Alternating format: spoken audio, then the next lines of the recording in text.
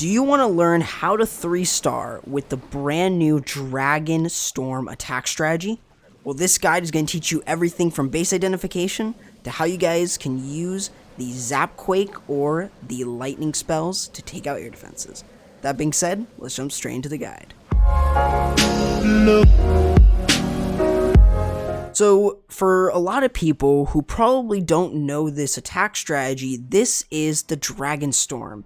The name actually came in from my good buddy Echo, since he made a video a while back on this strategy. However, I want to make this definitely a little bit more of the focal point. So, this guy's going to teach you everything about this attack. It is not like a drag bat, it is way different. And again, it's using lightning spells, which is maybe something that you guys haven't used at Town Hall 10. So it's definitely something to upgrade and to use currently in the meta. So what in the fact, or I guess how I should say it is, what are you looking for with this? So with the base identification in mind, there are two different methods of using your lightning spells. You can either use them in a Zap Quake or in a No Quake form. Now, either way, you're going to be taking out air defenses. So taking a look at this first base design here, the biggest thing that you really want to do with an attack like this is you first want to identify where the air defenses are. In this case, if we take a look at this one, we notice this compartment. Now, maybe you guys have seen this in your own wars, or maybe you guys have seen it on YouTube, but this is a paired AD compartment. Now, there is one way to beat this, and that is going to be through the Zap Quake method, which is going to specifically have the Quake spell being used in the middle along with the lightning spells. This then allows you to take out that entire compartment, meaning that now you still have two more air defenses up, but you can actually clear at least one of them with a Sui hero, and then the other one with a Sui slammer, or a slammer on the back end of the base. Now, this is something that you typically don't do with dragons. Usually you send in the Stone Slammer with the dragons and the loons. However, in this case, you're not bringing any bat spells. So this means that it's almost like the opposite of a P.E.K.K.A Smash is the opposite of a P.E.K.K.A Bobat. This is definitely the opposite of a drag bat. So this is definitely something that could still work on a lot of different bases, dependent on how the air defenses are placed. And we'll show you guys some other examples as well on how to identify that as well. So again, when you are doing an attack like this, with any dragon attack, you want to try and set the funnel. But first, you want to then use your Zap Quake. So like I said, you want to try and take that out with a max Quake spell and also the max lightning spells that you have. Then you can start setting the funnel. This is usually with a Sui hero, with maybe some minions in there, or baby dragon. Usually those are going to be used in order to get some free percentage. So you can see no error targeting defenses are there, meaning that the minions can create a solid funnel with the only 4 housing space. So that's nice. And you can see a dragon's also helping there to set the funnel. So as you're moving in, the only real risk to your dragons is going to be the Inferno Towers and also the Expos. Just remember, the multi-Infernos did receive a nerf, especially since the Infernos in general did get a nerf. So definitely be careful about that. Now, the haste or the heal and rage are being used in order to keep the dragons and loons alive. You don't typically see that, but it's definitely a really good thing. And we see that the Stone Slammer is going in on the back end of the base, and that's how you're going to be using it along with a haste spell. This is usually used, in attacks like the Falcon or other attacks that use a back-end slammer like the P.E.K.K.A Smash. So definitely using a back-end Stone Slammer with a haste for the loons can really get you right through different base designs. But again, it is really up to you and your personal preference. But this is definitely a strategy to really consider. So we got more examples explaining exactly how you guys can use 4 lightning spells instead of the Zap Quake. So on this base design right here, the first thing that I notice is that, you can pick off 2 of these air defenses relatively easily. So with one, so let's first talk about this one, that air defense can be taken out with just a few giants to tank for the queen. This is actually a really good way to also set the funnel, since you'll have your queen going in for that air defense, and then the king can also set the funnel on the other side as well. But getting rid of that air defense is really important. And then this one right here is mainly the fact that, you know, the air defense is not being covered by any defenses. No mortars, no cannons, not even a wizard tower or an archer tower. No, instead, there is nothing there. This actually now allows you to actually use a few loons and actually go into that air defense. So if you see an area that isn't supported by any defenses, and again, you have to be wary about Teslas, but if you don't really see a Tesla there while you're attacking, well, 100% use at least 2 loons to take that out, because you only need 1 loon to die with its death damage to take it out, because the other loon should be able to get a shot off of it. So that's a couple ways of actually dealing with these 2 air defenses, and maybe something that you guys want to try out and do.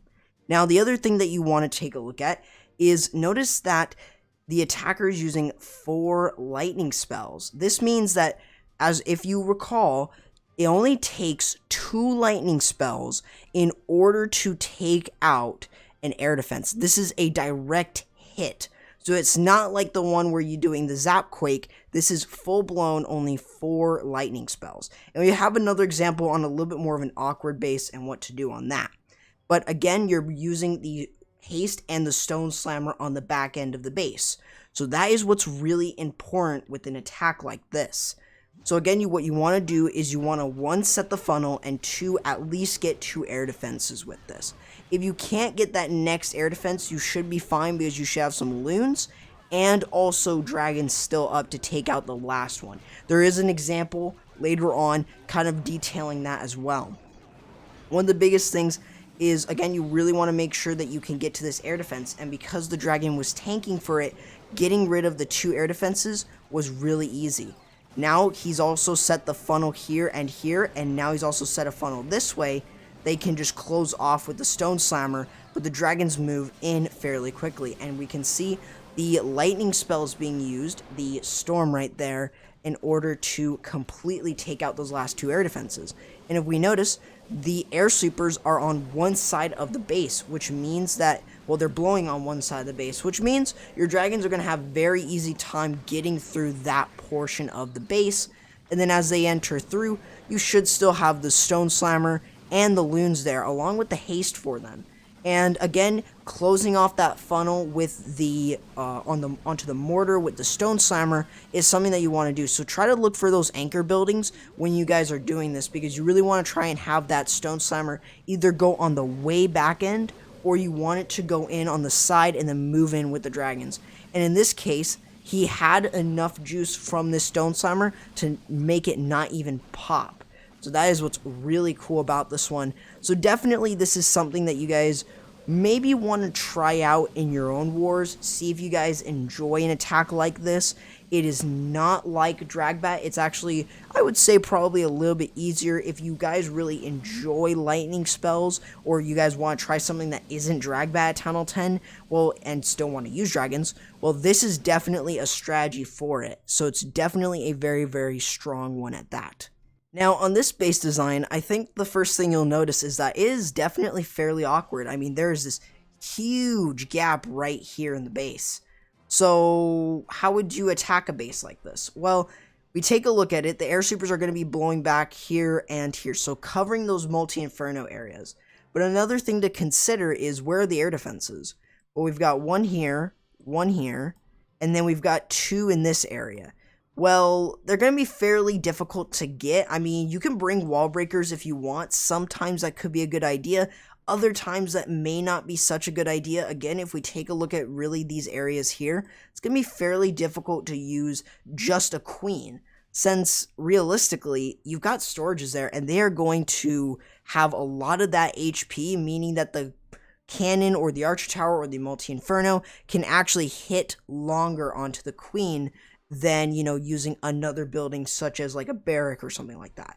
So again, it's definitely something to consider. Maybe using wall breakers is a good option, but again, it's all based on your personal preference. But if we take a look at these 2 air defenses here, we kind of actually want to enter into the base this way. We don't want to fight the air sweepers. We want to tend to go away from them, meaning that we want to send the dragons going in here with the Stone Slammer going in this way, kind of just going in with them, and then finally, actually, not even that Stone Slammer is going to go there. We want to try and clear up this side, because that is where the queen was trying to get to before. So in order to really authenticate it, again, you could either go that way or this way, really up to you, but definitely what the attacker does is he sends it back into the Multi-Inferno compartment to take that out, so that then the dragons and loons don't have to deal with it.